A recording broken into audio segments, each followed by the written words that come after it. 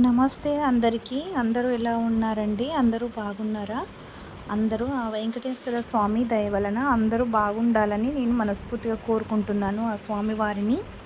అయితే నేను ఈరోజు వీడియోలో వెంకటేశ్వర స్వామి వారికి ముడుపు ఎలా కట్టాలి, ఆ ముడుపును ఎలా చెల్లించుకోవాలి, ముడుపు ఎలా కట్టాలి, కట్టేటప్పుడు ఏమేం చేయాలి అనేది ఈ వీడియో ద్వారా మీకు క్లియర్గా నేను చెప్పబోతున్నాను.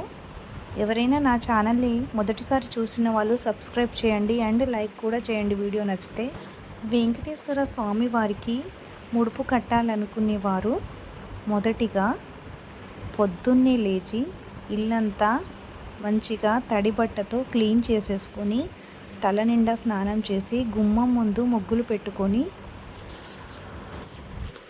దేవుని దగ్గర దీపారాధన చేసుకొని ఒక గిన్నెలో పసుపు, జవ్వాదు పౌడర్ అండ్ పచ్చకర్పూరము కొద్దిగా వేసి ఆ వాటర్ని మంచిగా కలుపుకొని ఒక తెల్లటి వస్త్రాన్ని తీసుకొచ్చుకోవాలండి.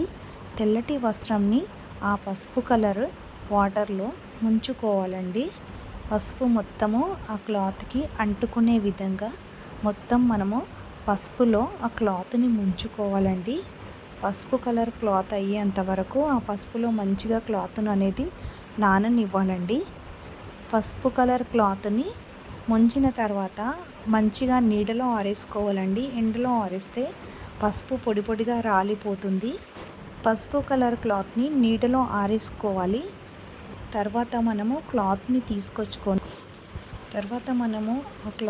తీసుకొని ఒక ప్లేట్ తీసుకోవాలి. మీ దగ్గర ఇత్తడి రాగి తాంబూలం ఉంటే తీసుకోండి, లేదంటే ఒక ప్లేట్లో కానీ ఇలా ఒక ఆకులో కానీ తీసుకొని పసుపు, కుంకుమ, అక్షింతలు వేసుకొని స్వామివారికి నమస్కారం చేసుకొని స్వామివారి నామాన్ని వేసుకొని మనము ఆ పసుపు కలర్ క్లాత్లో 4 వైపులా కుంకుమ బొట్లతో చక్కగా అలంకరించుకోవాలండి.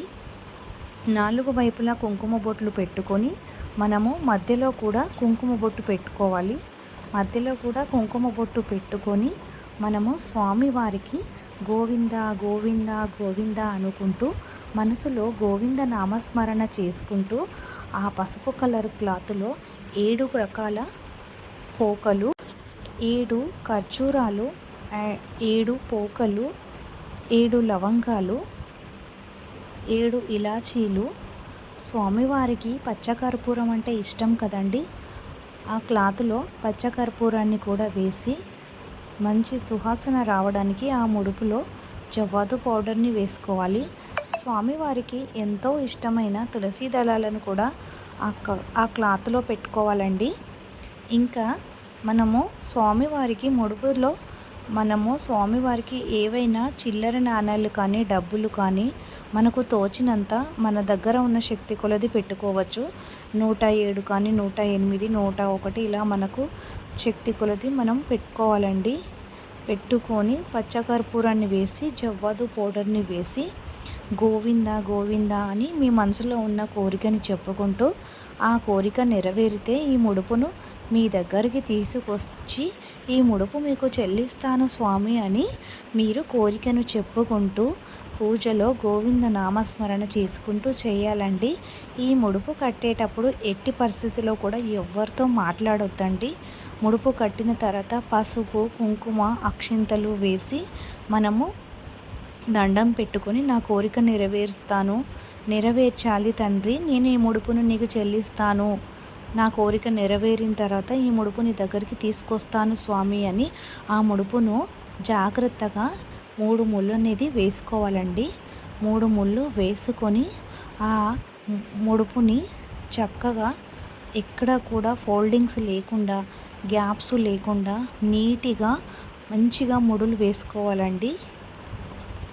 సో మనకి ఈ కోరికలు అనేవి ఏవైనా ఉంటాయి కదండి, ఇల్లు కట్టుకోవడం కానీ, చదువులో బాగా రానివ్వడం కానీ, మంచి ఉద్యోగం రావాలని కానీ, అనుకున్న పనులన్నీ ఆగిపోయినట్లయితే, ఇంట్లో ఏమైనా చికాకులు ఉన్నా, మానసిక ప్రశాంతత లేకపోవడం కానీ, ఎంత సంపాదించిన డబ్బులు నిలవకపోవడం, ఇలా ఏ సమస్యలైనా పర్లేదండి, స్వామివారికి చెప్పుకుంటూ మా కోరికను నెరవేర్చు తండ్రి, మా కష్టాలను తీర్చు తండ్రి అని మనము మన స్వామికి మనసులో మొక్కుకొని ఆ ముడుపునైతే మనం ముడి వేసుకోవాలండి. చక్కగా ఎటువంటి గ్యాప్స్ లేకుండా ముడి వేయాలండి. తర్వాత మనము ఆ ముడుపుకి మనము కుంకుమ బొట్లతో నామం మన వెంకటేశ్వర స్వామి నామాన్ని కుంకుమ బొట్లతో పెట్టుకోవాలండి. తర్వాత ఆ ముడుపును తీసుకెళ్ళి వెంకటేశ్వర స్వామి పటం ముందు ఉంచాలండి. మనసులో మొక్కుకోవాలండి. ముడుపు పెట్టే ముందు స్వామి ఏడుకొండలవాడ, నా కోరికను మన్నించు తండ్రి, నా కళ నెరవేరేలాగా చూడు తండ్రి అని మనసులో నమస్కారం చేసి ఆ ముడుపును తీసుకెళ్ళి వెంకటేశ్వర స్వామి వద్ద పెట్టుకోవాలండి. మనము వెంకటేశ్వర స్వామి వారికి మనము పచ్చటి పువ్వులతో అలంకరించుకొని పచ్చటి పువ్వులతో పూజ చేసుకొని ఆ ముడుపును మనము వెంకటేశ్వర స్వామి ముందు ఉంచి హారతిని ఇస్తూ మనం గోవింద నామాలు చెప్పుకుంటూ మన మనసులో ఉన్న కోరికను చెప్పుకుంటూ పూజ అనేది చేసుకొని ఆ ముడుపుకి హారతిని చూపించి ఆ వెంకటేశ్వర స్వామికి కూడా హారతిని ఇచ్చి మనము పూజ చేసుకోవాలి. మనము వెంకటేశ్వర స్వామి వారికి మనము పూజ చేసుకునే దానికన్నా ముందు ఇక్కడ గణపతి పూజ కూడా చేసుకోవాలండి. నేను ఈ వెంకటేశ్వర స్వామి వారికి మల్లెపూల మాల సమర్పించుకున్నాను. పసుపు పచ్చటి కలర్ పువ్వులతో మంచిగా మనము వెంకటేశ్వర స్వామికి పూజ చేసుకొని మన సంకల్పం అనేది చెప్పుకోవాలి. దీపం, ధూపం, నైవేద్యం చూపించి ఆ స్వామివారికి ధూపంతో పాటు నైవేద్యాన్ని కూడా ముందుగా మన ఇంటి దేవుళ్ళకి దీపారాధన చేసిన తర్వాత అక్షింతలతో దీపం దగ్గర వేసి నమస్కారము చేసుకొని తర్వాత మనము పూజ స్టార్ట్ చేసే ముందు గణపతికి మనం పూజ అనేది చేసుకోవాల్సి ఉంటుందండి. ఎందుకంటే మనము ఏ పని మొదలుపెట్టినా ఏ పని సంకల్పం చేసుకోవాలన్నా మొదట గణేశునికి మనము పూజ చేసుకోవాలి కదండి. మన కోరికలను ముందుగా గణేశునికి చెప్పుకుంటూ గరికతో పూజ చేసుకుంటూ ఆ గణేశునికి సంబంధించిన షోడోపచారాలు అష్టోత్తర నామాలు చదువుకుంటూ మనము గరికను ఆ స్వామివారికి సమర్పించుకోవాలి. స్వామివారికి గరికతో పాటు పువ్వులతో, అక్షింతలతో, పసుపుతో, కుంకుమతో కూడా పూజ చేసుకోవచ్చు. నేను ఇక్కడ స్వామివారికి గరికను సమర్పించిన తర్వాత అక్షింతలతో కూడా నేను స్వామివారి నామాలు చదువుకున్నాను. ఓం లంబోదరాయ నమః, ఓం గం గణపతే నమః అంటూ మనకు వచ్చిన నామాలు చదువుకోండి. లేదా మీ దగ్గర ఫోన్ ఉంటే ఫోన్లో కూడా ఆ నామాలన్నీ పెట్టుకోవాలి. నేను పువ్వులతో, అక్షింతలతో, పసుపు కుంకుమలతో స్వామివారి నామాలు చదువుకున్నాను. తర్వాత స్వామివారికి నైవేద్యాన్ని సమర్పించి ధూపాన్ని సమర్పించుకోవాలండి. సమర్పించుకున్న తర్వాత ధూపాన్ని నైవేద్యాన్ని స్వామివారికి చూపించి మనము నమస్కారం చేసుకోవాలి. స్వామి, నా కోరికను నువ్వు నెరవేర్చు తండ్రి, నీ సంకల్పము నాకు కలిగేలాగా చూడు తండ్రి అని మనము ఆ స్వామివారికి దండం పెట్టుకొని మన కోరికను స్వామివారికి విన్నవించుకోవాలండి. అక్షింతలను ఒకసారి స్వామివారి దగ్గర చెప్పి మన కోరికను స్వామివారికి చెప్పి నైవేద్యం అనేది పెట్టి హారతిని సమర్పించాలి. ఇంతటితో ఈ మన గణేశుని వినాయకుని పూజ కంప్లీట్ అయిపోతుంది. వినాయకుడిని పూజించిన తర్వాత మనము ఆ వెంకటేశ్వర స్వామికి పూజ చేసుకోవాలండి.